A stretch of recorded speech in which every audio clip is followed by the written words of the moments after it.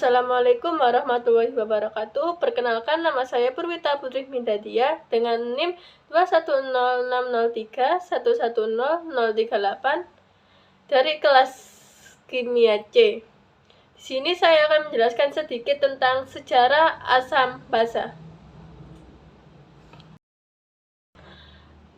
Pada zaman kuno, tepatnya pada tahun 700-an, seorang ahli kimia Arab, Jabir ibn Hayyan, mempersiapkan asam nitrat dengan memanaskan kalium nitrat atau KNO3 dan melarutkan gas yang dihasilkan dalam air. Hal-hal yang terasa pahit akan memunculkan kata basa yang berasal dari bahasa Arab yang berarti panggang dalam wajan atau abu tanaman. Basa berawal dari istilah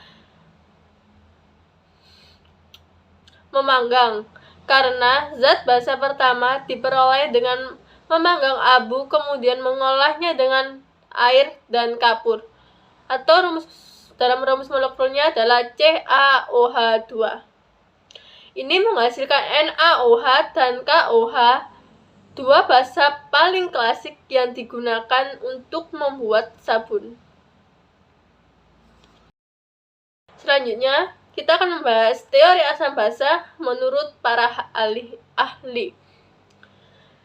Teori asam basa yang pertama yaitu teori asam basa Arrhenius. Teori pertama asam basa ini dicetuskan pertama kali oleh seorang ahli kimia berasal dari Swedia yang bernama Svante Arrhenius. Teori ini menghubungkan sifat keasaman dengan ion dan hidrogen atau H+, dan pertama kali dicetuskan pada tahun 1884. Menurut teori Arrhenius sendiri, asam Arrhenius merupakan zat yang jika dilarutkan dalam air, maka air tersebut akan menghasilkan ion H+ dalam larutan tersebut. Berikut adalah contohnya. Ketika asam klorida dan HCl serta asam asetat atau CH3COOH dilarutkan dengan persamaan reaksi yang terjadi dari asam klorida serta asam asetat sebagai berikut.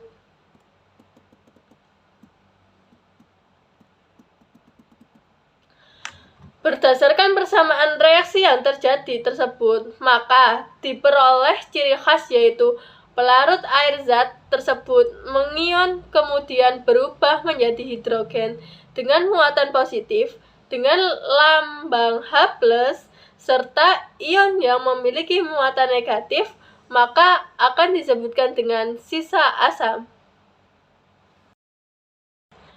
Sedangkan menurut teori Arrhenius, basa merupakan zat yang jika dilarutkan dalam air, maka akan menghasilkan ion OH-. Contohnya adalah ketika natrium hidroksida atau NaOH serta amonium hidroksida atau NH4OH dilarutkan, maka akan terjadi persamaan reaksi basa pada larutan tersebut sebagai berikut.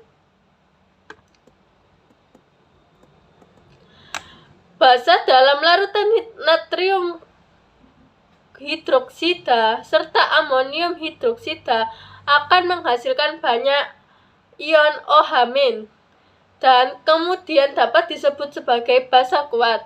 Sedangkan larutan yang menghasilkan sedikit dari OH- dapat disebut sebagai basa lemah. Tentu tidak semua senyawa dalam rumus kimia tersebut ada gugus hidroksida dan termasuk dalam golongan basa.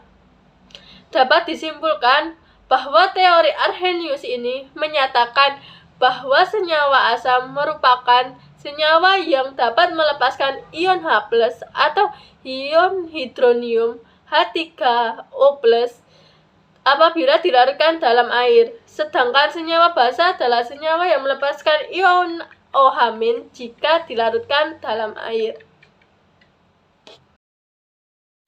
Yang selanjutnya adalah teori asam basa Bronsted and Lowry. Sebelum membahas teori asam basa Bronsted and Lowry lebih lanjut, teori ini dicetuskan pada tahun 1923 oleh J.N. Bronsted, yaitu seorang ahli kimia yang berasal dari Denmark, bersama dengan T.M. Lowry, yaitu adalah ahli kimia yang berasal dari Inggris.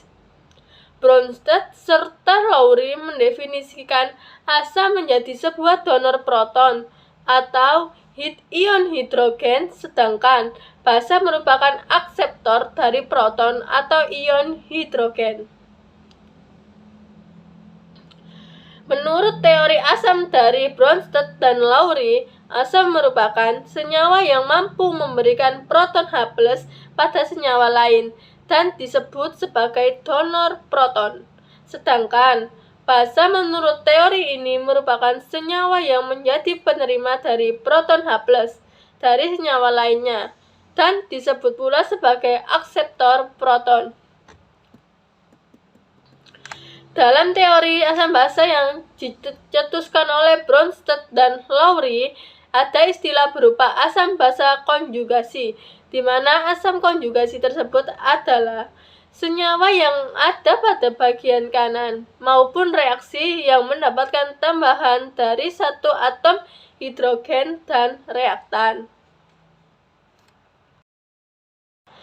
Berikut beberapa contoh dari reaksi asam basa dengan pelarut lain selain air dan fase gas. Salah satu contohnya adalah reaksi yang terjadi antara HCl dan NH3. Pada contoh di atas dapat dilihat bahwa reaksi asam basa Bronsted-Lowry ada dua pasangan asam basa. Pasangan pertama adalah contoh tersebut adalah pasangan antara asam dengan basa konjugasi, merupakan spesies yang tersisa ketika proton dipindahkan dari senyawa asam. Sedangkan pasangan kedua merupakan pasangan yang terjadi antar basa dengan asam konjugasi, yaitu akibat dari tambahan proton ke senyawa basa. Yang ketiga adalah teori asam basa Lewis. Teori asam basa ini pertama kali dicetuskan pada tahun 1923 oleh Gilbert Newton Lewis, yaitu seorang ahli kimia yang berasal dari UC Berkeley, dengan mengusulkan teori alternatif agar lebih mudah dalam menggambarkan senyawa asam dan basa. Teori asam basa Lewis ini memiliki pandangan bahwa asam dan basa merupakan senyawa yang memiliki struktur area ikatan. Menurut pandangan Gilbert Newton Lewis, asam merupakan suatu zat yang memiliki kecenderungan dalam menerima pasangan elektron yang berasal dari basa.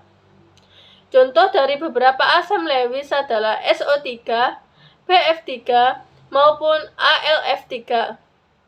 Sedangkan basa menurut Newton Lewis merupakan zat yang mampu memberikan pasangan pada elektron.